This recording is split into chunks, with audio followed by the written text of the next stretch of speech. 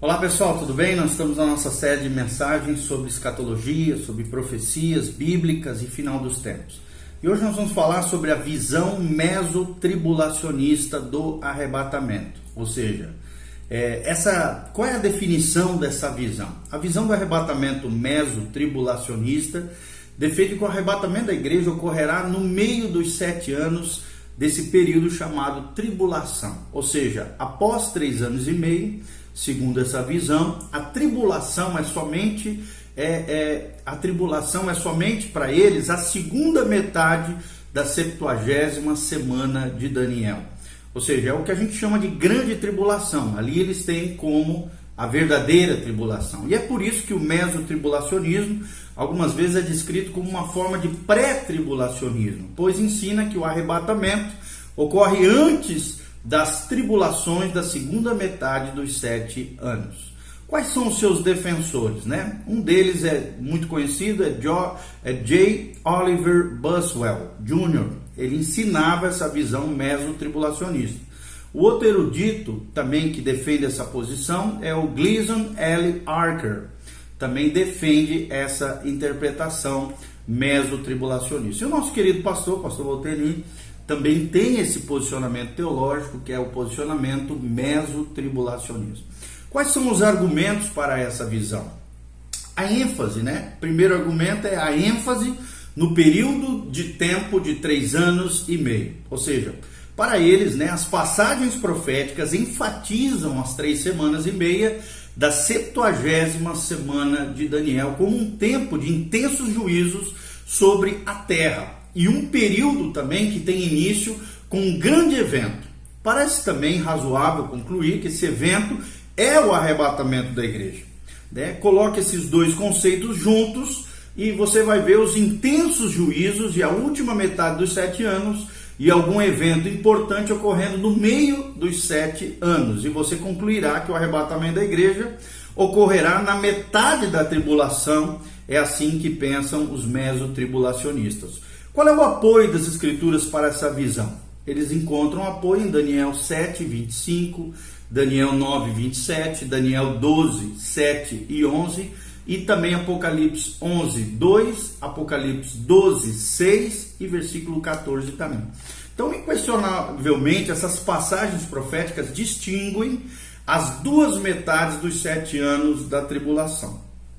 Mas isso, né, não significa que os juízos intensos somente ocorrerão durante a segunda metade. Tampouco qualquer dessas passagens citadas por nós até agora refere-se ao arrebatamento, nem mesmo implicitamente, nem mesmo de forma, implícita. Mas algumas delas indicam eventos específicos que ocorrerão na metade desse período de 7 anos. Lembrando que a tribulação ela é composta de 2 metades, 3 anos e meio iniciais, que é chamado de princípio de dores, as dores de parto, né? E que são os juízos mais leves sobre a terra, vamos dizer assim. Que, claro, de leve não tem nada. E depois, no segundo período, chamado de grande tribulação, de juízos e período de tribulações e juízos muito mais intensos e horrendos, é chamado de grande tribulação. Os dois juntos, eles são chamados de 70ª semana de Daniel, ok? Alguns deles, indicam eventos específicos que ocorrerão na metade desse período de 7 anos, como nós estávamos vendo. Por exemplo, Daniel 9, 27 declara que na metade da semana o anticristo fará cessar o sacrifício e a oferta de manjares. Também nós encontramos em Daniel 12, 11, menciona o mesmo evento aqui por uma segunda vez. Apocalipse 12, versículo 6 e também no versículo 14 relatam como Israel fugirá para um lugar deserto no meio dela. Ou seja, não há menção de arrebatamento, pois os cristãos restantes fugirão para um lugar nessa terra e não serão levados ao céu, como ocorrerá no arrebatamento da igreja. Esse conceito tem bem claro que os crentes serão tirados da terra, tomados com força e levados para o lar celestial. É muito significativo também o fato de que algumas dessas mensagens mencionam grandes eventos que ocorrerão na metade, mas em lugar algum dizem que o arrebatamento é um desses grandes eventos, como pensam os mesotribulacionistas. Os mesotribulacionistas creem que ocorrerão também provações e juízos durante a primeira metade da tribulação. Mas isso ocorre por causa da ira dos homens, enquanto os juízos da segunda metade vêm da própria ira de Deus. É o que creem esses estudiosos dessa temática. No entanto, nós podemos observar que Apocalipse 6, de 16 a 17, declara que a ira do Cordeiro chegou. Ou seja, isso indica que a ira de Deus terá início antes de ser aberto o sexto selo.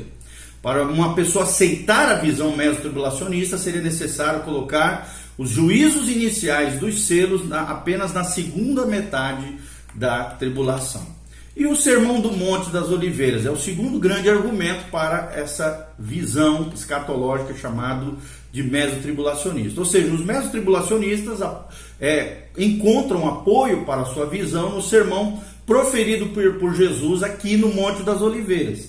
E esse é o seu argumento. Mateus 24, 27, indica o arrebatamento, porque a palavra parose usada aqui também é utilizada para falar do arrebatamento em 1 Tessalonicenses 4,15, Mateus 24, 31 e 2 Tessalonicenses 2, 1. Também eles usam aqui palavras derivadas dessa mesma raiz, que é epicinago, ou seja, na nossa opinião, o argumento até agora apoia a cronologia pós-tribulacionista, pois essas comparações parecem concluir que o arrebatamento e a segunda vinda são o mesmo evento, ou pelo menos que ocorrerão no mesmo momento, ou seja, no final da tribulação. Mas os mesotribulacionistas evitam essa conclusão, argumentando que o arrebatamento, no sermão proferido no Monte das Oliveiras, é procedido por sinais que deveriam alertar os cristãos da proximidade do arrebatamento. Esses sinais incluem a divulgação do Evangelho,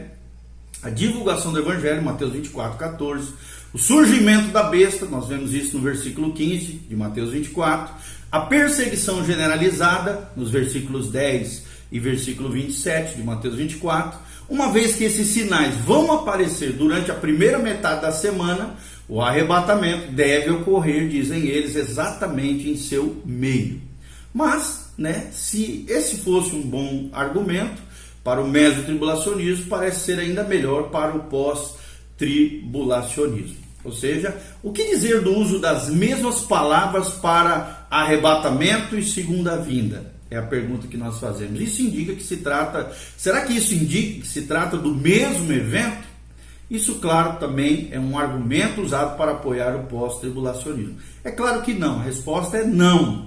Esperávamos encontrar uma palavra similar para descrever eventos que possuem alguma similaridade, mas similaridade não significa igualdade. Vou repetir, similaridade, apesar da palavra arrebatamento e segunda vinda serem similares, isso não significa igualdade, ok? Com relação à última trombeta, o mesotribulacionismo argumenta que a sétima trombeta de Apocalipse 10, versículo 7, corresponde à última trombeta de 1 Coríntios 15, 52. Se isso é um fato, então o arrebatamento, descrito em 1 Coríntios 15, ocorrerá na metade da tribulação, ou seja, no momento em que a sétima trombeta soar. Esse argumento parece um pouco simplista, pois presume que o soar de todas as trombetas indica o mesmo tipo de evento. E talvez isso não seja verdade. Então, na literatura apocalíptica, por exemplo, judaica, a trombeta indicava uma variedade de grandes eventos escatológicos, inclusive os juízos, a reunião dos eleitos, a ressurreição. Ou seja, a sétima trombeta é a trombeta do juízo, enquanto a trombeta de 1 Coríntios é da ressurreição e do livramento do povo de Deus subindo aos céus para encontrar com Jesus nos ares. Deduzir que indica o mesmo evento não passa apenas de uma suposição escatológica, ok? Qual é a visão pós-tribulacionista do arrebatamento? Nós vamos falar um pouquinho sobre ela, já adentrar agora. Então, a definição dessa visão. O pós-tribulacionismo ensina que o arrebatamento e a segunda vinda são facetas diferentes de um evento único que ocorrerá no fim da tribulação, quando Cristo voltar. Ou seja, a igreja estará passando durante a tribulação para experimentar os eventos desse período.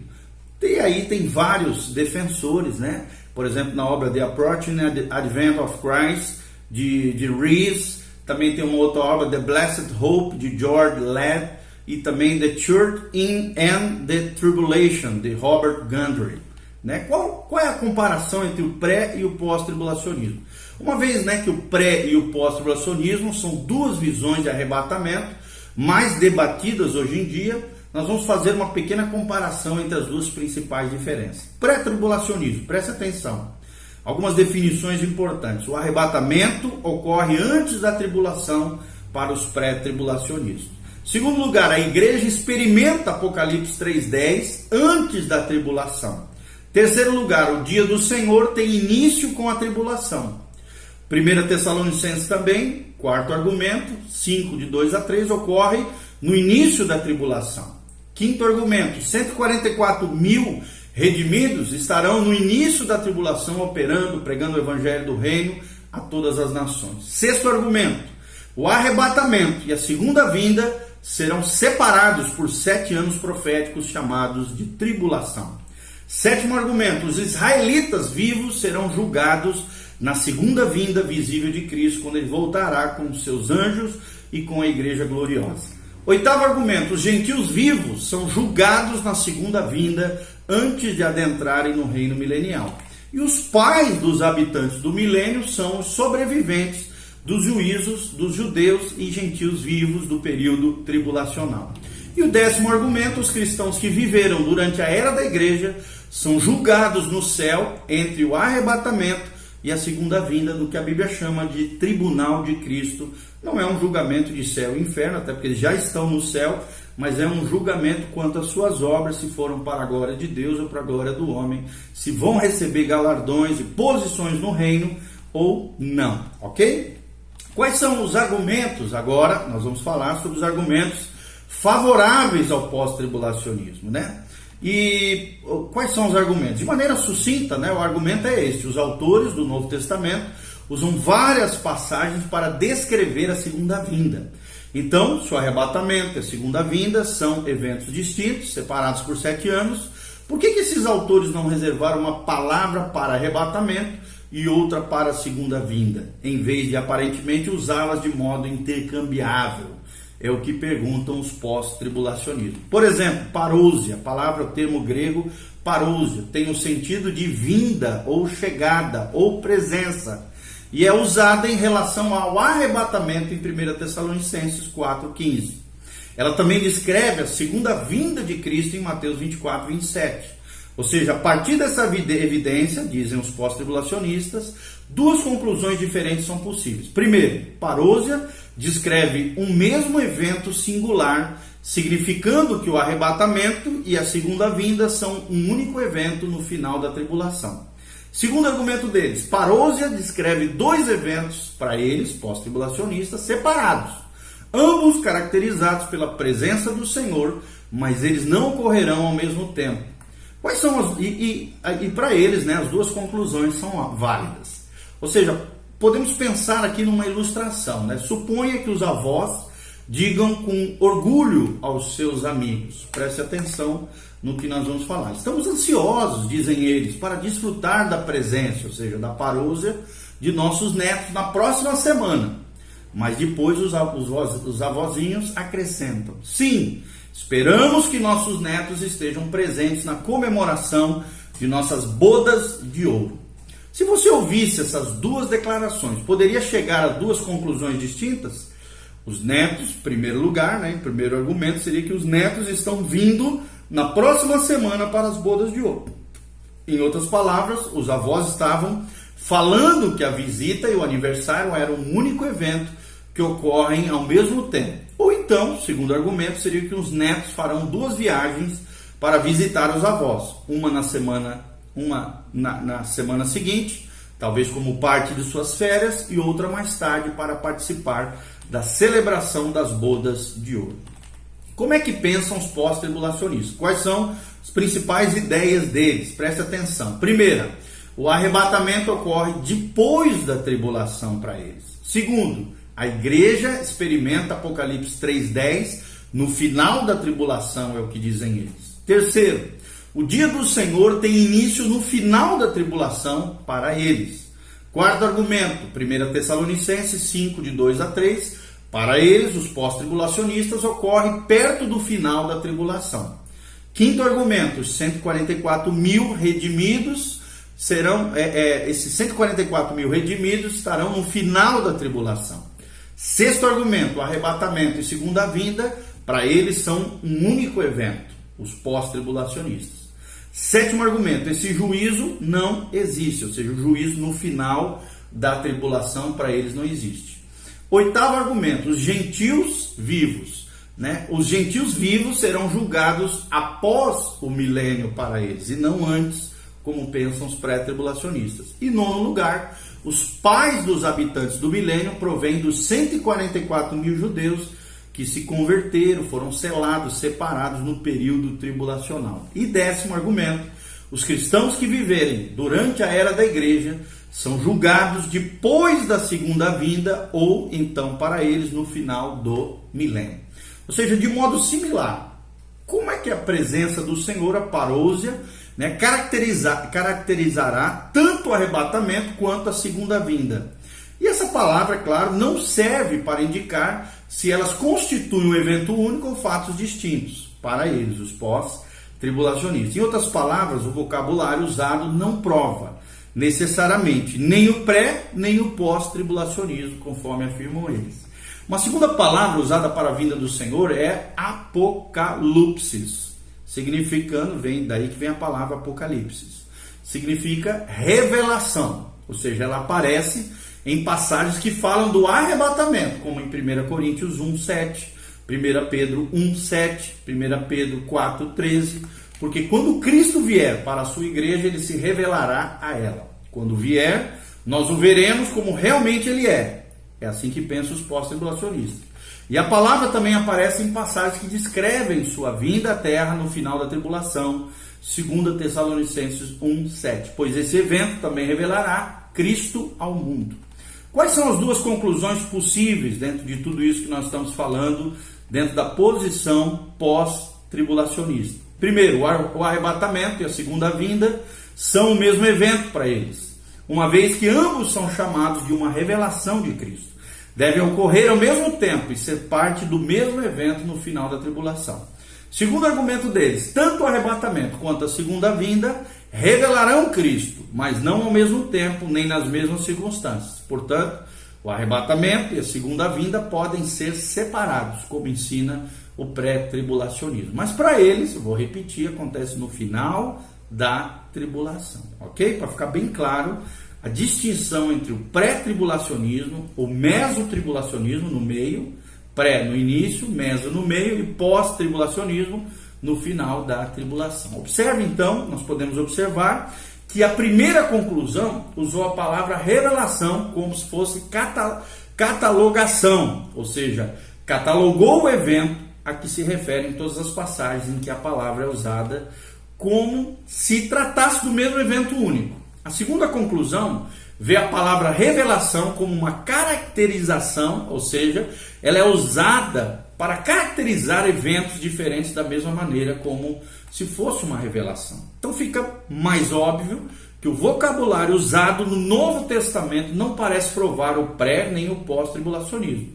Terceira palavra principal que argumentam eles, que fazem referência para a segunda vinda, é epifaneia, palavra grega epifaneia, com significado de manifestação, ou seja, na segunda vinda, Cristo destruirá o anticristo pela simples manifestação da sua vinda, conforme 2 Tessalonicenses 2:8. Essa palavra também é usada em referência à esperança do cristão quando ele verá o Senhor, em 2 Timóteo 4:8 e Tito 2:13. Então devemos concluir, dentro desse posicionamento, que a palavra a palavra classifica essas referências para ligá-las ao mesmo evento único, ou que ela caracteriza dois eventos distintos, como se ambos envolvessem a manifestação de Cristo, mas que não ocorrerão ao mesmo tempo, é a pergunta que eles fazem, e a resposta pode ser qualquer uma delas, mas não ambas. Ou seja, claramente, então, o vocabulário não prova nem o arrebatamento pré, nem o pós-tribulacional da igreja. Por quê? Por que então esse argumento continua sendo usado hoje pelos pós-tribulacionistas? Simplesmente porque o pós-tribulacionista acredita que é um apoio válido para a sua posição escatológica, alegando inclusive que isso colabora para a sua interpretação bíblica. Contudo, a dedução pós-tribulacionista, para continuar usando esse argumento, é que essas palavras servem para catalogar em vez de caracterizar. Na verdade, o vocabulário grego aqui, esses três termos que nós mencionamos, pode fazer isso, mas pode igualmente, como nós sabemos, estudiosos da Bíblia, não fazê-lo. Por exemplo, pense na palavra motor. Vou exemplificar. Meu carro tem um motor. A máquina de lavar da minha esposa tem também tem um motor. Nosso ar-condicionado também tem um motor. Minha máquina fotográfica também tem um motor que avança o filme automaticamente. O termo aqui motor é uma característica desses diferentes tipos de máquinas, ou apenas uma maneira de catalogá-los, que nos forçaria a concluir que tudo que possui um motor é a mesma coisa. E a resposta é óbvia que não. Ou seja, cada uma dessas máquinas tem motores diferentes. Ou seja, a presença, a revelação, o termo manifestação, são as três palavras gregas que nós já mencionamos, caracterizam eventos diferentes, ou será que classificam o mesmo evento? É a pergunta que nós fazemos. O pré-tribulacionismo, que é o nosso posicionamento, diz que a primeira opção é correta. Ou seja, o pós-tribulacionismo defende, infelizmente, a segunda opção. Tá bom? Apocalipse também, para eles, do capítulo 4 ao capítulo 18, não menciona se a igreja está no céu ou na terra durante a tribulação. É o que argumentam os pós-tribulacionistas. Ou seja, os pré-tribulacionistas destacam que, embora a palavra igreja seja usada 19 vezes em Apocalipse 1, do capítulo 1 ao capítulo 3, em uma vez no capítulo 22, não aparece mais uma vez sequer dos capítulos 4 ao capítulo 18 de Apocalipse, que descrevem o que a Bíblia chama de período tribulacional. Por isso eles concluem que a igreja não estará na terra durante a tribulação, mas no céu.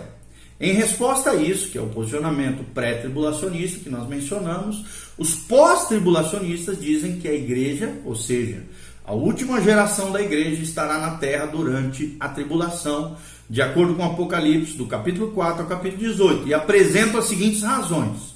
Os argumentos dos pós-tribulacionistas são esses. Primeiro, nesses capítulos, em lugar algum, é mencionado que a igreja está no céu, algo que poderíamos esperar que o texto dissesse, se isso fosse verdade, dizem eles. Segundo, a ocorrência da palavra santos em Apocalipse 13:7, Apocalipse 13:10, Apocalipse 16:6, Apocalipse 17:6 e Apocalipse 18:24 mostra que, na verdade, a igreja está na terra durante a tribulação.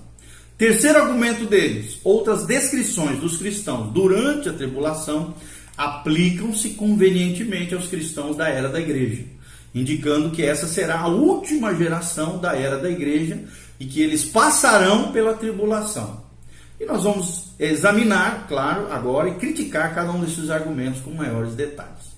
Primeiro argumento, a igreja está no céu durante a tribulação? É a pergunta que nós fazemos. Os pré-tribulacionistas respondem essa questão com uma dessas linhas ou com ambas. A maioria afirma que os 24 anciões representam a igreja em Apocalipse e como eles são vistos no céu. Por exemplo, em Apocalipse 4:4, Apocalipse 5, de 8 a 10, conclui que a igreja está sim no céu. Alguns pensam que esse argumento é nulo, pois os textos fundamentais dos versículos 9 e 10 de Apocalipse 5 mostram os anciãos cantando uma canção de redenção na terceira pessoa, como se a redenção não fosse uma experiência própria e, portanto, não poderiam representar a igreja que foi redimida. Mas, na verdade, esse não é um forte argumento. Note-se que Moisés cantou a redenção que ele experimentou na terceira pessoa também, lá em Êxodo 15, versículo 13, e nos versículos 16 e 17 de Êxodo 15.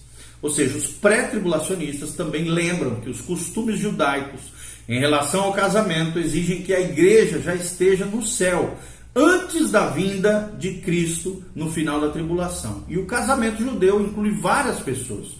Primeiro, uma espécie de processional que envolvia o noivo indo na casa de seu pai até a casa da noiva, pagando o dote ou o preço da compra e estabelecendo assim um contrato de casamento. Segundo, o noivo volta para a casa de seu pai e fica separado da noiva durante 12 meses. Durante esse período, ele prepara na casa de seus pais as acomodações, onde a esposa vai morar com ele. Terceiro, o noivo vem buscar a noiva em um momento que ela não sabe exatamente quando será. Quarto, eles voltam juntos para a casa do pai do noivo, onde devem consumar o casamento e celebrar a festa de casamento durante os 7 dias seguintes. Durante esse período, a noiva fica dentro do quarto de núpcias com seu noivo. Em Apocalipse 19, de 7 a 9, são anunciadas as bodas do Cordeiro. Caso a analogia do casamento dos hebreus tenha algum significado, podemos deduzir que o casamento ocorreu anteriormente na casa do pai. Ou seja, a igreja de hoje é descrita como uma virgem que espera pela vinda de seu noivo. Está lá em 2 Coríntios 11, 2. Além disso, em Apocalipse 21, essa noiva, é chamada de esposa do Cordeiro, indicando que foi levada anteriormente para a casa do pai, ou seja, para o céu, no início da tribulação. Os pré-tribulacionistas dizem que isso requer um intervalo de tempo entre o arrebatamento e a segunda vinda. Obviamente não se diz um tempo de 7 anos, mas certamente argumenta contra o pós-tribulacionismo, que não tem espaço de tempo entre o arrebatamento e a segunda vinda. Ok? A palavra santo também refere-se aos santos que viveram durante a era da igreja. Sim ou não? É a pergunta que nós fazemos. Na verdade, o uso da palavra santos, dos capítulos 4 a 18 de Apocalipse, não prova nada, até que saibamos a que santos estamos nos referindo. Existiam santos que eram pessoas piedosas no Antigo Testamento, nós vemos isso lá no Salmo 16:3. Existem santos também hoje em dia, está lá em 1 Coríntios 1:2. Existirão santos durante os anos da tribulação, nós vemos isso em Apocalipse 13:7. E etc, etc, etc. A questão então é, os santos da era da igreja são distintos dos santos do período da tribulação, dentro do pré-tribulacionismo, ou não? É a pergunta que nós fazemos. E o uso dessas palavras não responderão a essa questão específica. Terceiro argumento. Outras frases que identificam os cristãos da tribulação com a era da igreja indicam que a igreja passará sim pela tribulação, será? E essas frases incluem morrem no Senhor.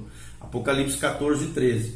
Você pode conferir também com mortos em Cristo, de 1 Tessalonicenses 4, 16 a 17. E aqueles que guardam os mandamentos de Deus, Apocalipse 12, 17 e 14 e 12. Usar essas similaridades para provar que a igreja estará presente na tribulação requer que similaridade signifique igualdade. Uma grande dedução ou um posicionamento esquisito, no mínimo. Por outro lado, poderíamos esperar que os grupos distintos de santos, isto é, os santos da igreja, os santos da tribulação, seriam descritos de maneiras similares, pois todos são santos. O mesmo é válido para o uso da palavra eleito ou escolhido, e alguns concluíram que, pelo fato de os eleitos serem mencionados em Mateus 24, 22, 24 e 31 como parte da tribulação, a igreja passará pela tribulação. Mas o que significa as pessoas eleitas, O rei gentil Ciro foi chamado de ungido de Deus. Está lá em Isaías 45. Cristo recebeu a mesma denominação. Está lá no Salmo 2, versículo 2. Israel foi chamado também de escolhido de Deus. Está lá em Isaías 45, 4. Embora a nação fosse uma mistura de pessoas redimidas e não redimidas, Cristo também é chamado de o escolhido de Deus. Está lá em Isaías 42, 1. O mesmo ocorre com a igreja, em Colossenses 3,12, e também com alguns anjos, em 1 Timóteo 5,21. Os eleitos não são todos iguais.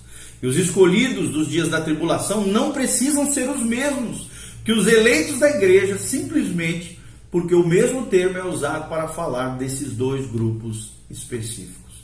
Qual é a melhor interpretação de 2 Tessalonicenses 1, de 5 a 10? É entendê-la, dizem eles, os pós-tribulacionistas, como apoio ao pós-tribulacionismo, tá bom? Os pós-tribulacionistas entendem que essa passagem afirma que Paulo coloca o livramento dos cristãos da perseguição no retorno pós-tribulacional de Cristo para julgar os ímpios, Ao passo que, de acordo com o pré-tribulacionismo, essa libertação ocorrerá 7 anos antes. Em outras palavras, uma vez que a libertação ocorre na segunda vinda, está ligada ao arrebatamento, então o arrebatamento deve ocorrer ao mesmo tempo em que a segunda vinda, é o que afirmam eles. Ok? E para nós terminarmos aqui, nós podemos observar o seguinte, em resumo, tudo aquilo que a gente fala, tá? Por exemplo, em 1 Tessalonicenses 1, 10 e 5, 9, Paulo aumentou a esperança e a certeza do livramento da ira por meio do arrebatamento pré-tribulacional. Em 2 Tessalonicenses 1, ele assegurou aos seus leitores que os inimigos do Senhor serão julgados. Em resumo, o capítulo 1 não ensina que o livramento da perseguição ocorrerá necessariamente ao mesmo tempo que a segunda vinda, como afirmam os pós-tribulacionistas. Ou seja, ele não retrata o arrebatamento de maneira alguma, mas centraliza no juízo dos ímpios e na vingança de Cristo que ocorrerá na segunda vinda. Então essa vingança garante aos santos de todas as eras que a justiça prevalecerá. Então nós vimos, através desses argumentos todos, que o melhor argumento não é pós-tribulacionista, apesar de ser importante nós compreendermos os seus posicionamentos escatológicos, conhecemos essa visão, esse panorama, mas sem dúvida nenhuma o pré-tribulacionismo ou o mesotribulacionismo são as melhores opções com relação ao posicionamento escatológico. Fica aí a seu critério escolher com relação a esses dois posicionamentos escatológicos, tá bom? Que Deus te abençoe, que a graça de Deus venha sobre a tua vida. Esperamos de alguma maneira ter te feito entender e compreender tudo isso, a posição mesotribulacionista e a posição pós-tribulacionista. Que Deus te abençoe em nome de Jesus. Amém e amém.